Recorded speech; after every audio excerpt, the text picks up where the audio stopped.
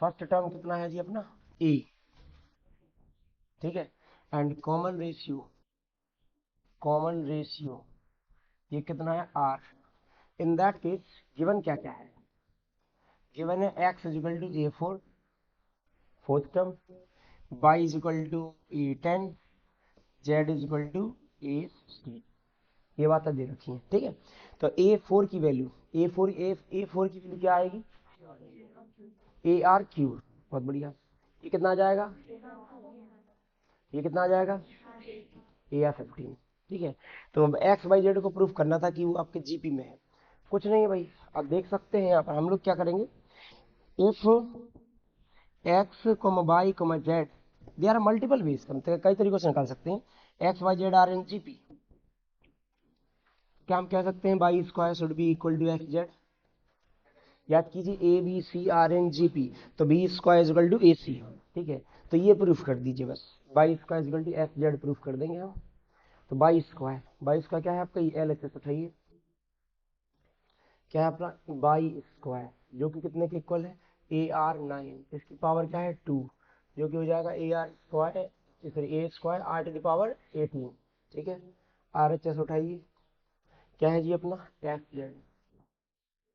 X Z कितना है बच्चे a r cube into a r 15, क्या आ जाएगा ए square are to the power 8, दोनों क्या है अपने इक्वल है।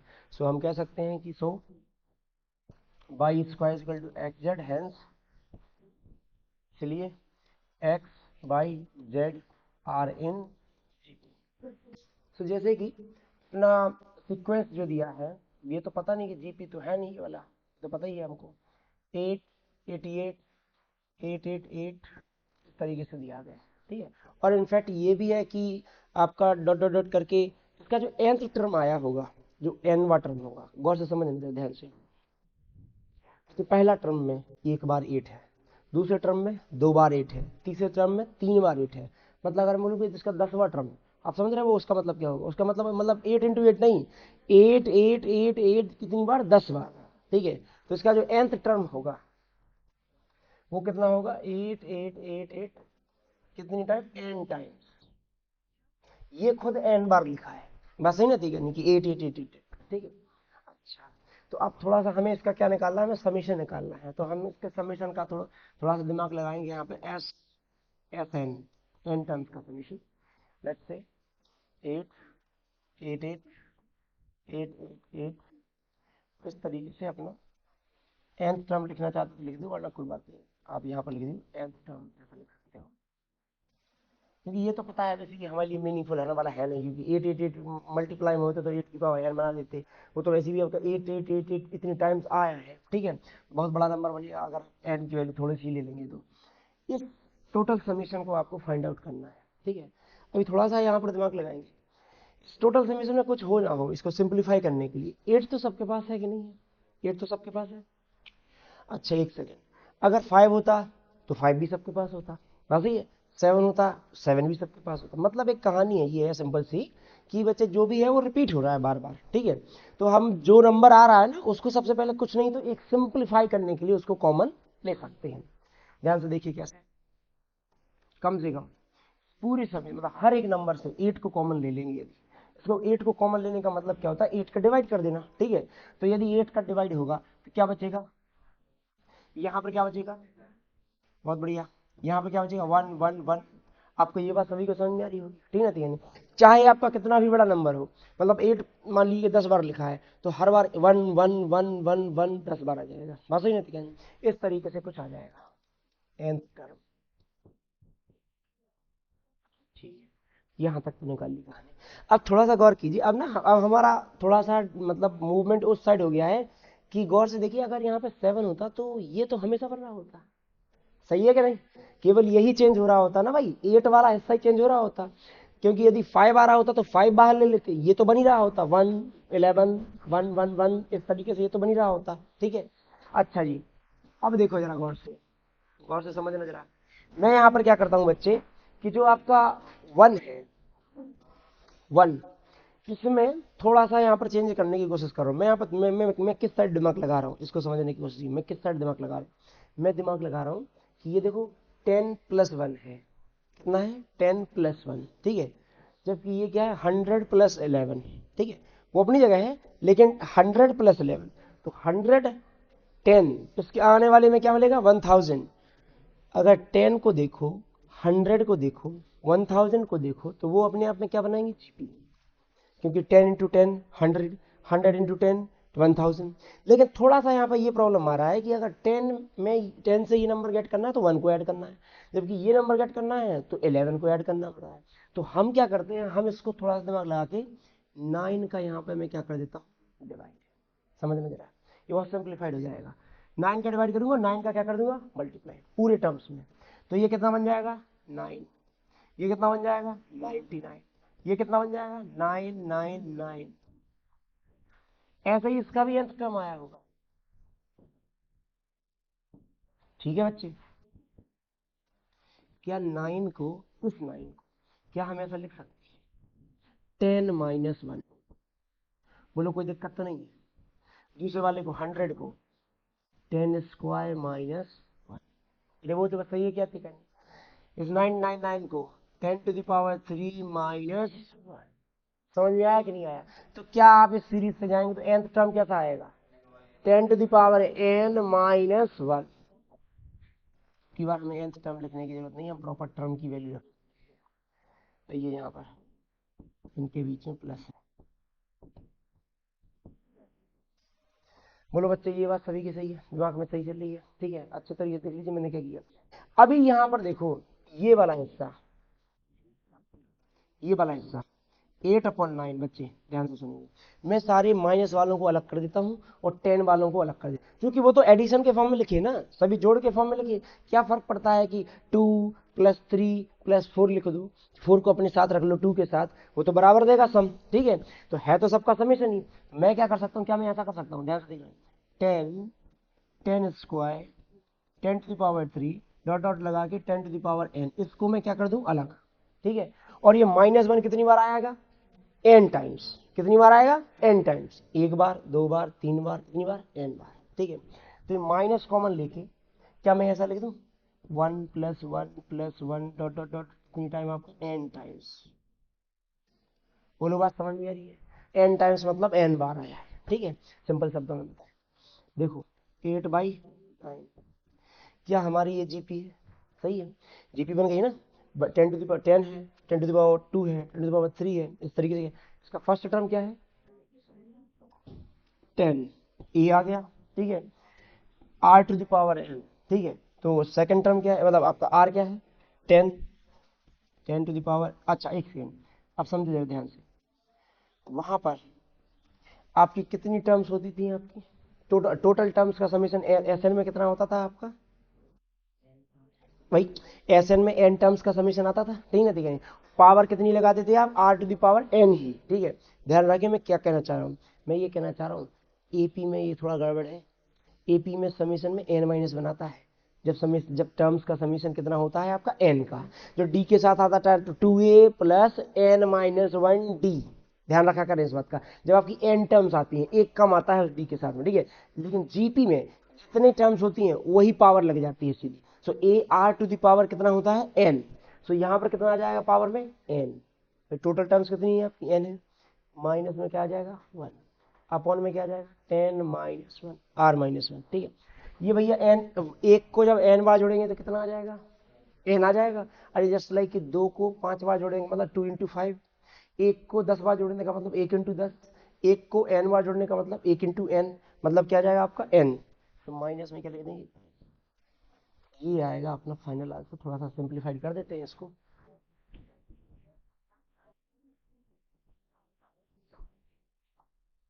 क्या भी ऐसा कोई भी क्वेश्चन यदि आता है तो आप कर लेंगे कि नहीं?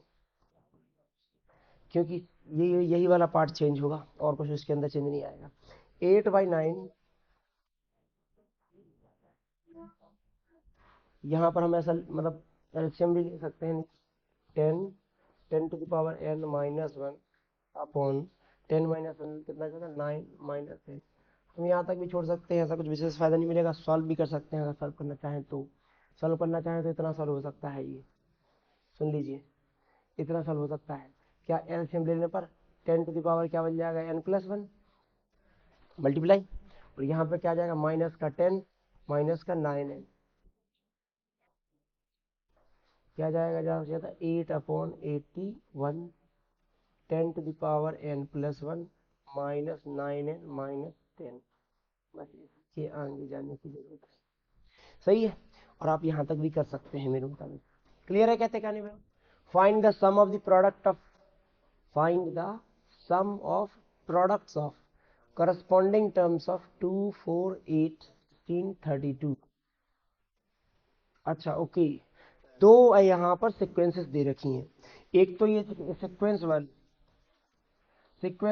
कौन सी दे रखी है 2 4 8 16 32, ठीक है, और सीक्वेंस टू क्या दे रखी है ये वाली 128 32 8 2 और 1/2, पांच पांच टर्म्स दे रखी हैं, पांच इसकी और पांच इसकी, ठीक है। अब वो कहता है कि इसके करस्पॉन्डिंग टर्म्स, इनके संगत पदों का आपको गुणा करना है। मतलब इसका मतलब क्या होगा बच्चे, कि मतलब पहले वाले का पहले वाले में, दूसरे वाले का दूसरे वाले में, तीसरे वाले का तीसरे में, चौथे का चौथे में, पांचवे का पांचवे। तो जब इनका सम करोगे तो नई सीरीज बन जाएगी एक, ठीक है ना यानी। तो यहाँ पे हम लिखेंगे, मान लीजिए कुछ नाम दे देते हैं क्या आपका सीक्वेंस, अच्छा ये सीक्वेंस 1 था, ये सीक्वेंस 2 था, ये नॉर्मल सीक्वेंस नाम दे देते हैं सीक्वेंस। सीक्वेंस क्या बन जाएगी, या फाइनल सीक्वेंस नाम दे देते हैं, ऐसा भी चल जाएगा। फाइनल सीक्वेंस क्या बन जाएगी, रिजल्टिंग सीक्वेंस क्या बन जाएगी 2 इंटू 128, 2 इंटू 256, ठीक है, 4 इंटू 32, ये कितना हो जाएगा 128, ये कितना हो जाएगा 64, ये कितना हो जाएगा 32, ये कितना हो जाएगा 60। ये फाइनल सीक्वेंस बन जाएगी। ये तो बना क्या प्रोडक्ट ऑफ करस्पॉन्डिंग टर्म्स। अब इसका क्या निकालना था सम, मतलब उसका योग निकालना था, किसका इस वाले का। तो निकाल सकते हैं आप, कोई कठिन काम नहीं है, जीपी दिख रही है आपको यहाँ पर, ठीक है, क्योंकि 256 का आधा कर देंगे तो ये मिल जाएगा, उसका आधा कर देंगे तो ये मिल जाएगा, उसका आधा कर देंगे तो इस तरीके से जीपी बन रही है। जीपी बन रही है तो सम निकाल देंगे, और क्या सम एस, एस कितना हो जाएगा ए 256, ठीक है, 1 माइनस, क्योंकि 1/2 है वो, तो 1 माइनस वाला फॉर्मूला लगाना, ठीक है, एक हिसाब से 1/2 इसकी पावर 5 अपॉन कितना आ जाएगा 1 माइनस 1/, सही है बच्चे, ठीक है, ठीक है। बस ये कहानी जो है हम इसको सॉल्व कर लेते हैं। 1/2 है तो 1/2 बचेगा माइनस होने के बाद, 1/2 यदि यहाँ पे आएगा तो कितना आ जाएगा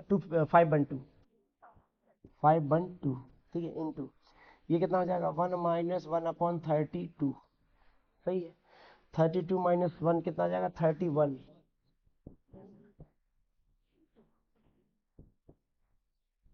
ये कितनी है 2 की पावर 5, ये कितनी है 2 की पावर 9, तो 2 की पावर 9 और 2 की पावर 5 कैंसिल हो जाएगा, 2 की पावर 4, मतलब बचेगा कितना आपका 16, सही है, कहते हैं, सो ये कितना हो जाएगा 496। ध्यान से देखिए, सीक्वेंस 1 क्या दिया है A R to the power n minus, सही है, ये तो नॉर्मल सीक्वेंस ही है। Sequence 2 capital a are square और A R to the power n minus, ठीक है।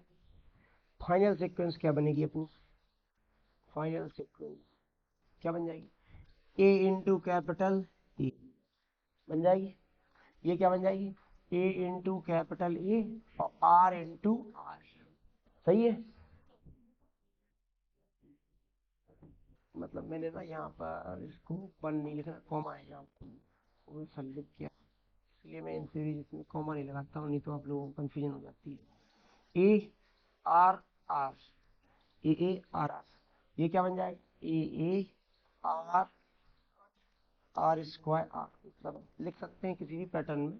तो क्या मैं इसको ऐसा लिख दूँ, चलो एक बार लिख देता हूँ आर स्क्वायर, ये क्या हो जाएगा लास्ट वाला A are to the power n-1 और R to the power n-, सही है। मतलब सीधा उठा के मल्टीप्लाई कर दिया इस केस में, या किसी भी ऑर्डर में लिख दो, उसे लिखने से क्या ही फर्क पड़ता, 2 इंटू 3 इंटू 4 लिख दो या 2 इंटू 4 इंटू 3 लिख दो, एक ही बात है। यहाँ पर सुनिए प्लीज ध्यान से, ए ये लिखा है ए आर, ये है ए, इसको मैं लिख सकता हूँ आर आर का होल स्क्वायर। सही है, कुछ कुछ ऐसे करते आएगा, यह जाएगा ए, क्या जाएगा आर आर की पावर में एन माइनस। इसको देख के आप बता तो सकती हैं कि आपका ये क्या बनने वाली है, जीपी। फर्स्ट टर्म किसका है, आपका ए, ठीक है। कॉमन रेशियो क्या निकलने वाला है, आर आर, ठीक है। यही चीज आपको प्रूफ करनी है। प्रूफ करने का मतलब क्या है, हियर वी कैन सी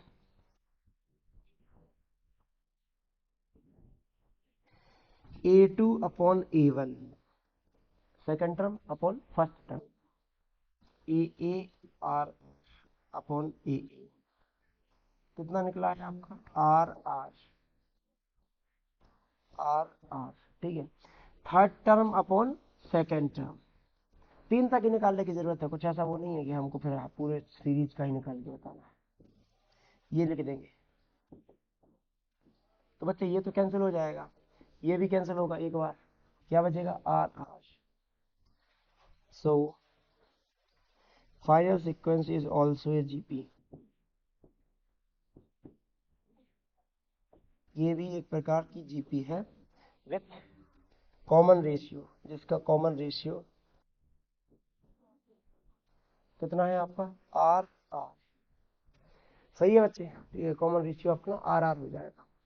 इन सवालों में एक्चुअली में इंस्टेड ये कि कुछ करने के लिए हो, आपसे पूछा जाता है आप एक्सप्लेन अच्छे थोड़ा तरीके से कर दीजिए, बस उतना ही कहानी आपसे एक्सपेक्टेड है और कुछ नहीं इसके अंदर। Find 4 numbers forming a geometric progression, 4 number जो कि अपना जीपी बनाते हैं, ठीक है, उनको निकालना है। इन विच उन 4 नंबर्स में क्या है, थर्ड टर्म, तीसरा नंबर जो है is greater then first term by 9, मतलब पहले वाले टर्म से 9 ज्यादा है थर्ड वाला, ठीक है। मतलब वो प्रोग्रेसिव है, बढ़ती जा रही है जीबी, तभी तो 9 ज्यादा है। मतलब हालांकि ऐसा कुछ नहीं है, आर की वैल्यू चेंज भी कर सकते हैं, मतलब नेगेटिव टर्म पॉजिटिव में भी उल्टे अपोजिट टर्म आने लगते हैं। And the second term is greater than the fourth term by 18, ठीक है। आइए तो हम कुछ ना पहले अज्यूम कर लेते हैं, 4 टर्म जो जीपी में है, यहाँ पे मल्टीप्लाई तो दिया नहीं है कहीं, तो हमें कोई वो वाला तो लगाने की जरूरत पड़ेगी नहीं। तो हम लोग क्या कर सकते हैं, कई तरीकों से यहाँ पे किया जा सकता है। यहाँ पर मान लीजिए कि सीक्वेंस दे रखी है, लेट्स से सीक्वेंस है A R square A R to the power 3, 4 term assume कर लिए अपने जीपी के, ठीक है।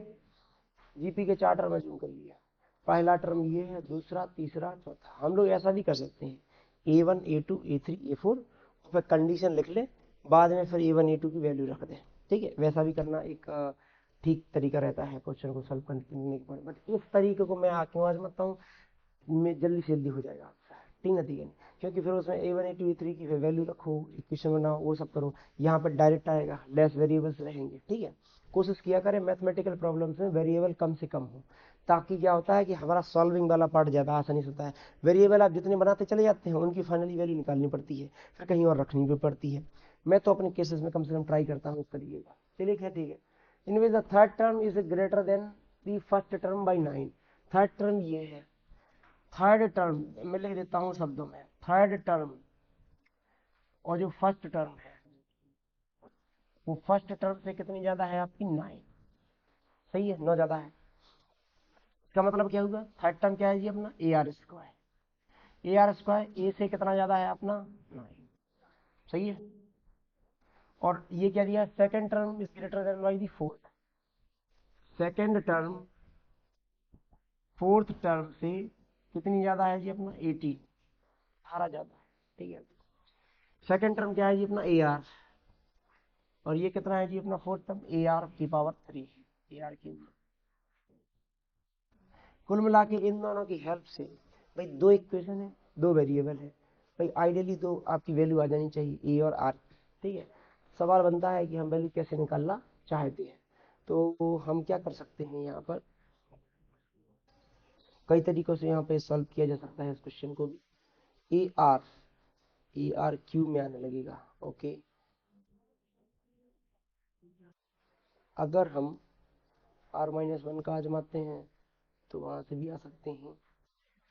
यहाँ से अगर ए की वैल्यू उठाते हैं अगर, ठीक है, सुनिए, मतलब हम इस इक्वेशन से ए की वैल्यू उठा सकते हैं डायरेक्ट, और वो वैल्यू हम यहाँ पे पुट कर सकते हैं। एक सेकेंड,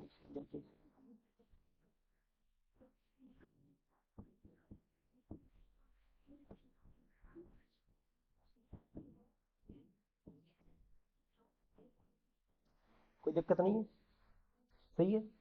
और A R square minus A equal to 9, तो आ जाएगा डायरेक्ट एक ही लाइन।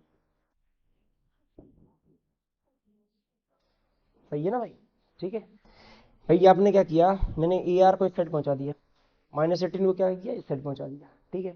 तो -18 आ गया, ए आर क्यू यहाँ का, माइनस का क्या दिया ए आर।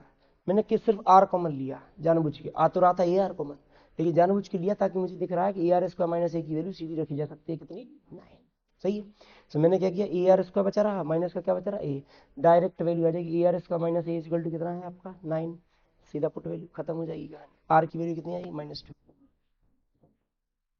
सही है भाई, इतनी कहानी। आर की वैल्यू -2 यहाँ पे पुट कर दीजिए, ठीक है, इस पॉइंट पर। तो ए कितना आ जाएगा, ए 4 ए प्लस 9, 4 ए माइनस ए कितना आ जाएगा 3 ए, 3 ए इक्वल टू 9, ए कितना आ जाएगा 3, ए 3 है, आर कितना है -2। आप जो कह रहे थे वहां से भी कर सकते हैं बिल्कुल। यहाँ पर ए और आर यहाँ पे क्या, 4 4 टर्म्स कौन सी हैं, 4 नंबर्स आर क्या हो जाएंगी, A 3 A R, A into R कितना जाए -6, और ए आर स्क्वायर 3 और 4 12, और ए आर क्यूब 3 और माइनस का 8 -24, यही ना, सही है। तो ये 4 टर्म बन जाएंगे आपकी जो जीपी में है, और आपकी खाने वाले pth qth and rth term of an GP are a B c respectively, proof that some statement proof करना है, ठीक है। स्टेटमेंट तो अपनी जगह है, जो गिवन कंडीशन है पहले उस पर तो ध्यान दो, इस स्टेटमेंट को देख के घबराने का नहीं, ठीक है। उसको समझो, पहली बात यहाँ पे हम ए और आर का यूज नहीं कर पाएंगे, ठीक है, स्मॉल ए स्मॉल आर का, ऑलरेडी स्मॉल ए कुछ ना कुछ और वेरिएबल के तौर पर बना हुआ है, स्मॉल आर भी है, तो क्या कर देंगे, कैपिटल ए और कैपिटल आर ले सकते हैं, कुछ और भी ले सकते हैं, जरूरी नहीं है कि ए और आर। जनरली हम लोग जैसे ए और डी नहीं लेते हैं उसमें आपकी एपी में, जैसे यहाँ पे ए और आर ले लेते हैं, ठीक है। तो आपका लेट फर्स्ट टर्म जीपी बन रही है ना, हाँ जीपी है, फर्स्ट टर्म कितना है जी आपका capital A, common ratio, common ratio क्या मान लिया जी अपना आर, ठीक है। देन गिवन क्या है अपना, गिवन है, गिवन स्टेटमेंट क्या है अपना, पीएथ टर्म। अब पीएथ टर्म का मतलब हो गया यहाँ पर, चलो लिख देते हैं वर्ड्स में लिख देते हैं, वो भी ठीक है। पीएथ टर्म क्या बन जाएगा ये, A are to the power P minus 1, बोलो बात समझ में आ रही है। जस्ट लाइक कि nth टर्म कैसे बनता है, ए आर की पावर n-1, या जैसे कि फिफ्थ टर्म कैसे बनता है, पांचवा वाला, A are to the power 5-1 मतलब 4, ठीक है। तो ये आ गया पीएथ टर्म। क्यूएथ टर्म, तो एक थोड़ी सी है, हम लोग इसको गिवन में लिख रहे हैं ना, तो पीएथ टर्म हमको दिया है स्मॉल ए, जो कि वैल्यू हमारे मुताबिक क्या आने वाली है, A R to the power p-1। क्यूएथ term क्या है बी, जो कि आएगी A R to the power q-1। आरथ term जो आएगा ये आएगा सी, जो कि हो जाएगा A are to the power r-, ठीक है। ये रख दिया ए बी सी, अभी मतलब अपनी कंडीशंस में आ गए, तो प्रूफ कुछ करना है स्टेटमेंट वाइज, ठीक है, कर देंगे, और क्या ये ए मतलब L H S, L H S proof करना है कि ए की पावर में q-r है, बी की पावर में क्या बच्चे r-p, सी की पावर में क्या है आपका p-q। इतनी बातें दे रखी हैं, प्लीज पीछे बात, 3 टर्म्स का मल्टीप्लाई कुछ नहीं है, बिल्कुल सिंपल कहानी है ये। आपने आपने जो जो अज्यूम कर लिया ना ए बी सी, उन सबसे बोलो चुपचाप पतली गली से निकलो यहाँ से, ठीक है, वैल्यू रख दो यहाँ पे, ठीक है। तो क्या रहेगी ए की वजह क्या जाएगा, ये वैल्यू पूरी की वैल्यू, ठीक है, क्या जाएगा ए आर, ध्यान से समझना, इसकी पावर कितनी है p-1, लेकिन केवल r की पावर है, ठीक है, और उसकी पावर क्या है जी अपना q-r, सही है। इसको थोड़ा सा हमें ना,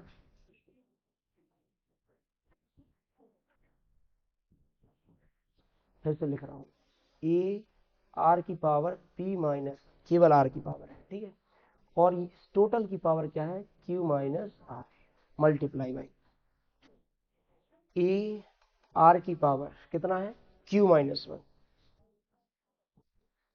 की पावर आर माइनस, ये क्या है, ए आर की पावर आर माइनस वन की पावर पी माइनस क्यू। वैसे तो साइक्लिक ऑर्डर में है, पी के साथ जो यहाँ हुआ वो यहाँ क्यू के साथ हुआ, वो यहाँ आर के साथ हुआ, तो अल्टीमेटली अगर इनको पावर मल्टीप्लाई करके ऐड करोगे तो सब जीरो आना चाहिए, आ ही जाना चाहिए, क्योंकि साइक्लिक ऑर्डर में हमेशा सम अल्टरनेट नेगेटिव के साथ कितना आ जाता है, जीरो। फिलहाल के लिए आइए, ए की पावर कितना आ जाएगा, क्यू माइनस आर। भाई मेरे दोस्त, ये जो क्यू माइनस आर ऐसा तो है नहीं किसी एक की पावर है, दोनों की पावर लगेगी, वो तो इसकी भी और इसकी भी। थोड़ा सा ध्यान रखना, ए की पावर क्यू माइनस आर होगा, होगा कि नहीं, आर की पावर जब होगा, क्योंकि उस पर पहले से पावर है, और जब उसकी पावर लगाओगे तो पावर पावर का क्या होगा, मल्टीप्लाई।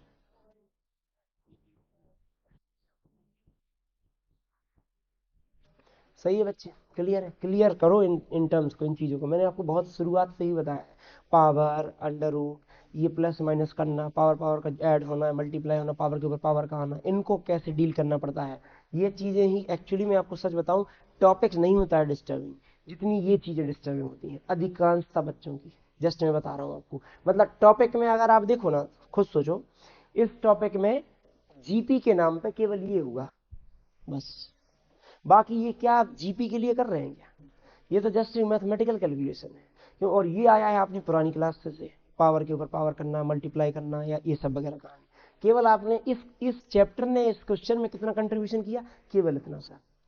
सेम गेम 12th में होने वाला है, क्या आप क्वेश्चन कुछ और कर रहे होंगे, क्वेश्चन पर पता चल रहा है डिफरेंशिएशन, डिफरेंशिएशन स्टार्टिंग की 2 ही लाइन में निपट गया, और आप क्वेश्चन अगले की 16 लाइन को चेक करते जा रहे हैं।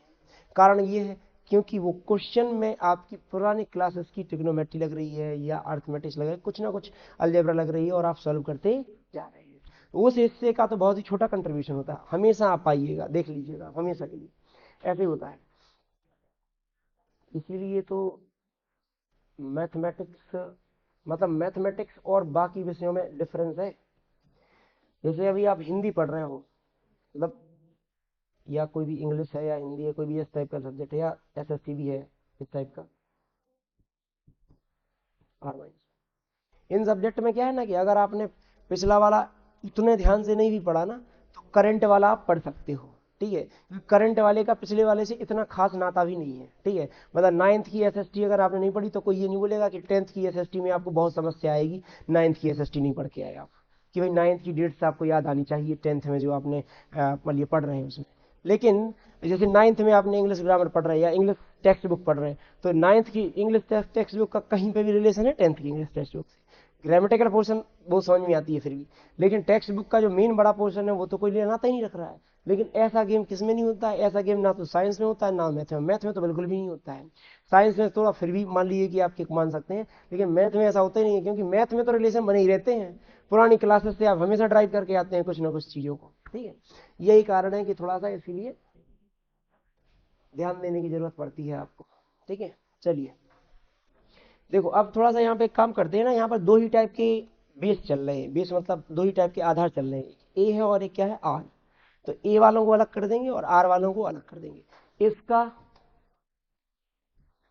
इसका और इसका, इन तीनों का बेस क्या है आपका, सेम, ठीक है। तो हम यदि आधार समान होता है तो पावर क्या हो जाएंगी, ऐड हो जाएंगे, बेस सेम होगा तो उनकी पावर्स क्या हो जाएंगी, ऐड हो जाएंगी, ठीक है।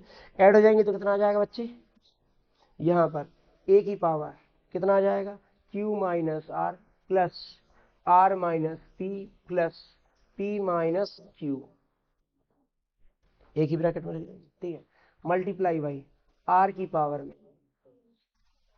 इसका मल्टीप्लाई करके भी लिख सकते हैं, या फिर अभी फिलहाल के लिए ऐसे मल्टीप्लाई के फॉर्म में लिखा रहने देते हैं, P minus one Q minus R plus Q minus one R minus P plus P minus या आर माइनस वन और पी माइनस क्यू, ठीक है भाई, इतनी करनी। यहां पर क्या ये सारे कैंसिल हो जाएंगे, ए की पावर कितना आ जाएगा, 0, आर की पावर आइए P Q minus P R minus Q minus minus यानी plus R plus Q R minus P Q minus R plus P, ये क्या जाएगा R P minus R Q minus P plus Q, Q लिखा है यहाँ पर, सही है भाई, सारी कैंसिलेशन में चली जाएंगी वैल्यू, पी क्यू के साथ चला जाएगा, आर के साथ है माइनस क्यू प्लस क्यू के साथ है माइनस पी प्लस पी से आर पी आर, ये कैंसिल हो जाएगा, क्यू आर और आर क्यू ये कैंसिल हो जाएगा, ए की पावर 0 कितना है 1, आर की पावर 0 ये भी क्या हो जाएगा फाइनल में 1, सही कहती है, यही आपको स्टेटमेंट प्रूव करना था कि ये दोनों के बराबर है। बिल्कुल आसान है, वैसे स्टार्टिंग में थोड़ा सा आपको ये कि ये क्या क्या अज्यूम करके हम आगे बढ़ सकते हैं, पावर का मल्टीप्लाई डिवाइड या मल्टीप्लाई कैसे करते हैं, पावर के ऊपर पावर कैसे आते हैं, और आपका आसानी से आपका टाइप किया जा सकता है। If the first term and the nth term of GP, first और nth टर्म जीपी क्या है आपकी ए एंड बी, तो ये तो अच्छा है कि उसने ए को फर्स्ट टर्म मान रखा है, ठीक है ना, ठीक है, nth टर्म मान रखा है किसको आपका बी को, ठीक है। If p is the product of n terms, मतलब n टर्म्स का प्रोडक्ट है p, तो कुछ प्रूफ करना है, p square equal to ab की पावर है, ये इन कंडीशंस को लेकर नहीं घबराया, ठीक है, वो तो बहुत उटपटांग दिखेंगी आपको इस प्रकार के चैप्टर में, ठीक है, लेकिन ना आप केवल क्वेश्चन को अंडरस्टैंड कर लिया करो, वैल्यू रख दिया करो, जो चीजें अपने आप सॉल्व होता है क्वेश्चन, तो आप इसको देख के घबरा गए कि पावर n आ रहा है पावर 2 आ रहा है हम कहाँ से लाएंगे, वो आपको थोड़ी ना लाना है, वो तो उसने दिया ही है, अच्छी बात है कि उसने दिया है आपको ये मान लिया कि निकालने के लिए, ठीक ना, ठीक है नहीं, ये पूछ लेता कि ए बी की पावर एन की वैल्यू पी के टर्म्स में क्या आ रही है, फिर सोचना पड़ता और, ठीक है, तो ये तो दोनों साइड दे रखे हैं तो बढ़िया है, दोनों साइड आप कंपेयर कर पाएंगे, ठीक है। फर्स्ट टर्म उसने खुद दे रखी है, ठीक है, गिवन है फर्स्ट टर्म कितनी है बच्चे अपनी ए, ठीक है, और nth टर्म ए एन कितना है अपना बी, मान लेते हैं इसका कॉमन रेशियो कितना है ये अपना आर, भाई वो तो नहीं दिया ना, कॉमन रेशियो कितना है अपना R, let also given that एक चीज और गिवन है क्या पी के बारे में, if P is the product of N, product बोल रहा है ध्यान से समझना, गड़बड़ नहीं, P is equal to P है एन टर्म्स का product, a1 a2 a3 dot dot dot इनका मल्टीप्लाई है an, ये कितना दे रखा है आपका p, इसी पे खेल खेलेंगे और क्या है, ठीक है, p इज इक्वल टू अगर फर्स्ट टर्म a है, कॉमन रेशियो क्या है अपना r, खुद सोचिए पहले टर्म में क्या आएगा a आएगा, अलग अलग लिख देता हूँ, दूसरा क्या आ जाएगा ए आर, तीसरा क्या आ जाएगा ए आर स्क्वायर, फिर ऐसे ही कुछ ए आर क्यूब, लास्ट क्या जाएगा A are to the power n minus, ठीक, अभी देखो इसका यूज हम करेंगे, ठीक है, b की वैल्यू रखेंगे जब कुछ कंपेयर करेंगे, अभी तो ये सॉल्व करने के पॉइंट पे आ रहा है तो इसको सॉल्व करेंगे, ठीक है, देखेंगे सारे बेस, अभी ये देखो अगर आप क्वेश्चंस को देखो ना तो क्वेश्चन पहले एक वो इजी क्वेश्चन दे रहा है एक्सरसाइज में, उसके बाद एक उसी मिलता जुलता एक nth टर्म दे रहा है, हमने अभी इसलिए पिछले वाले में यही किया था ना, कुछ मल्टीप्लाई वगैरह करके, ठीक ना, ठीक है, कि टर्म्स का मल्टीप्लाई कर तो पावर वगैरह कुछ कैलकुलेट कर रहे थे, ठीक है, इसके पिछले वाले टर्म्स में कुछ ऐसा बचता, ए कितनी बार आएगा यहाँ पर n टाइम्स आएगा, ए कितनी बार आएगा n टाइम्स, तो क्या मैं ए कितनी बार अपना n टाइम्स n बार, ठीक है, लिख दिया, आर कैसा आ रहा है, आर यहां से शुरू हो रहा है, गौर से समझना, आर की पावर 1 आर की पावर 2 आर की power 3 dot dot dot are की पावर n माइनस 1, सही है, पी इज इक्वल, ये क्या आएगा, ये ए की पावर n लिख दे, देख लीजिए अच्छे से, क्या लिख सकते हैं इसे ए की पावर n, क्यों लिख सकते हैं इसको ए की पावर n, क्योंकि ये कितनी बार आया है ए बार आया, ठीक ना, तीन भाई भाई आपको n टाइम्स आया मतलब जस्ट लाइक 2 को 3 बार मल्टीप्लाई, मतलब 2 इंटू 2 इंटू 2 मतलब 2 की पावर 3, 2 को 5 बार मल्टीप्लाई 2 इंटू 2 इंटू 2 कितनी बार 5, तो 2 की पावर 5, तो अब ये देखो आर यहाँ पर, अब देखो अब ये मल्टीप्लाई वगैरह ऐसा गेम नहीं है इसका, बेस सेम होने पे पावर क्या हो जाएगी ऐड, आर की पावर कितना बनेगा, आर की पावर बनेगी 1 2 3 डॉट डॉट डॉट कहां तक n माइनस 1, क्या ये जीपी है कि एपी है, एपी, जीपी नहीं है, क्या है अपना एपी, कि 1 2 3 ये क्या एक एक डिफरेंस के साथ जा रही है ना, तो ये एपी है, आइए इसका सब निकालते हैं हम, निकालना ही पड़ेगा अगर आर इसकी वैल्यू निकालनी है तो इसका पहला टर्म कितना है 1, एपी का समीशन मैंने बताया था क्या होता है, n/2 2a plus n minus 1d, नहीं तो एक और बताया था a प्लस एल, ठीक है, फर्स्ट टर्म और लास्ट टर्म, बिल्कुल आसान कर देगा काम, ठीक है। इसमें टोटल टर्म्स कितनी है, n-1, कितनी है n-1, पावर में क्या आ जाएगा n-1/2, फर्स्ट टर्म कितनी है 1, लास्ट टर्म क्या है n-1, सही है भाई, ठीक है, 1 से 1 क्या हो जाएगा कैंसिल, ठीक है। आइए यहाँ पर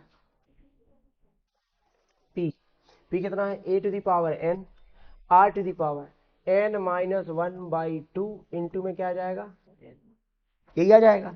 अब देखो यहां तक की कहानी वो थी जो हम कर सकते थे, ठीक है, लेकिन अब वो आगे कुछ कहता है कि पी स्क्वायर प्रूफ करना है इतने के बराबर, ठीक है।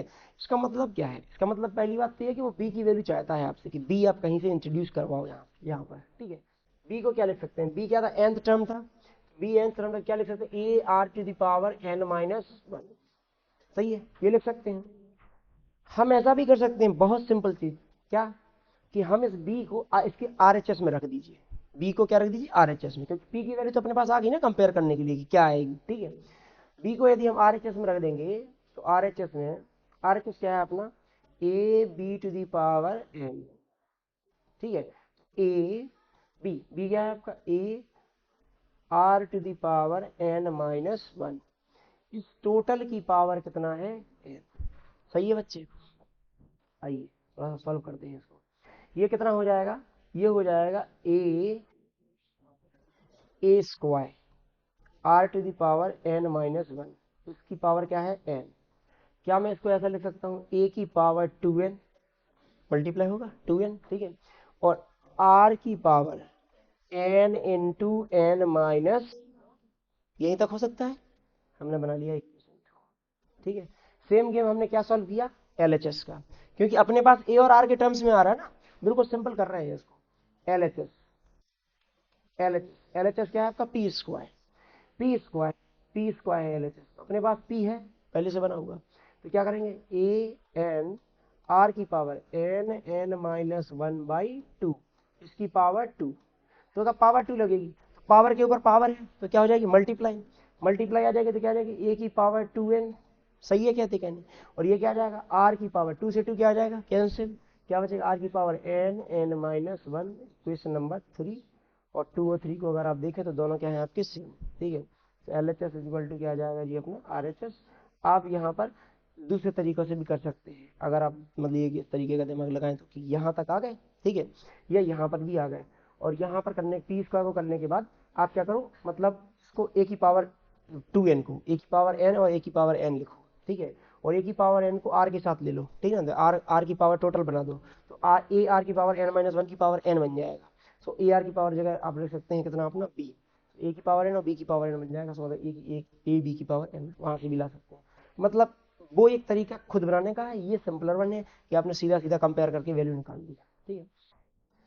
सम so that the ratio of sum of first n terms of GP, so that the ratio of, so that, फिर से पढ़िए, देखो क्वेश्चन को बार बार पढ़ा करो, मैं जब भी मुझे कंफ्यूजन लगती है तो मैं बार बार उसको रिपीट करता हूँ, अपने दिमाग पर डालने की कोशिश करता हूँ क्या बोलना चाहता है, समझा करो।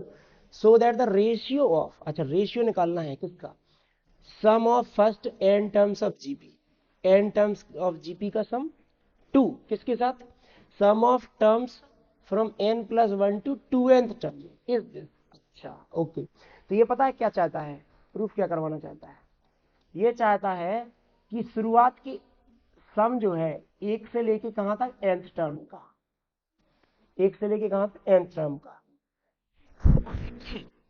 ये सिर्फ आपके पॉइंट ऑफ व्यू अंडरस्टैंडिंग के लिए लिख रहा हूं मैं, ठीक है, एक से लेके कहां तक का nth टर्म का समीशन, और डिवाइड में सम n+1th टर्म से कहां तक 2nth टर्म तक, क्योंकि n it is just like n की वैल्यू ले लो, मान लीजिए कि 5 ले लो, ठीक है, तो 1 से लेके 5 तक का सम, और ये 5 + 1 कितना हो जाएगा 6, 6 से लेके 12 तक का सम, क्योंकि 12 नहीं 6 से लेके 10 तक का सम, ठीक है ना, 2 × 5 हो जाएगा, ठीक है, 1 से लेके 5 तक का और 6 से लेके 10 तक का, उनका रेशियो कितना प्रूफ करना है 1/r⁴, ये है स्टेटमेंट।